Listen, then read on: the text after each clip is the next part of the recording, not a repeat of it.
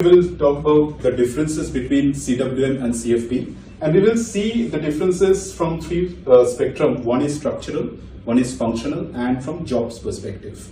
Now, structurally, these two courses are very different because CFP talks about the financial planning calculation.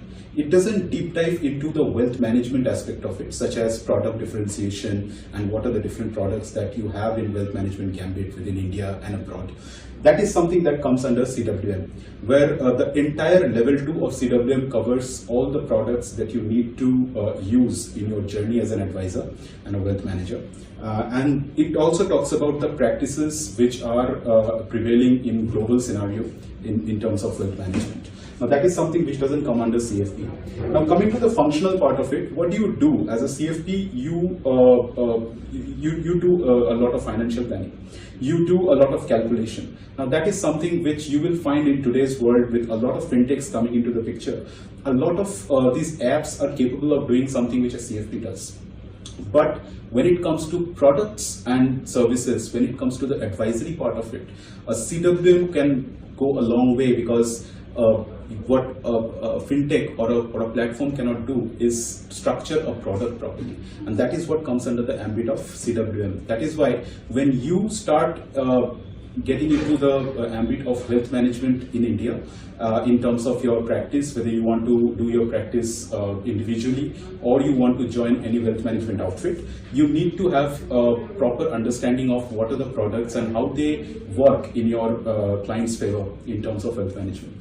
The second functional problem with CFP is it is only associated with Indian taxation and within the jurisdiction of India. Now CWM is a global certification in true sense of the term because CWM talks about the international taxation. It covers international taxation. Specifically, which is more important, is taxation for NRIs. Because when you start your journey as a wealth manager, and in today's world with globalization and its full phase, you have a lot of clients, you will rather have a lot of clients who are staying abroad and they would want to invest their money in India. So you need to have a proper understanding of NRI taxation and double taxation agreement treaties. And that is what comes under the scope of CWM, and CFP doesn't cover that. And the third thing is the soft skill of a wealth manager. So when you start your journey as a wealth manager or you start your journey with a client as a wealth manager, it's very important to understand client's behavior. And without that, you will not be able to advise your client in the right direction. And that is something which comes under the scope of CWM, and CFP doesn't deep dive into behavioral part of finance. Now coming to the job perspective, when you do CFP, you start as a paraplanner.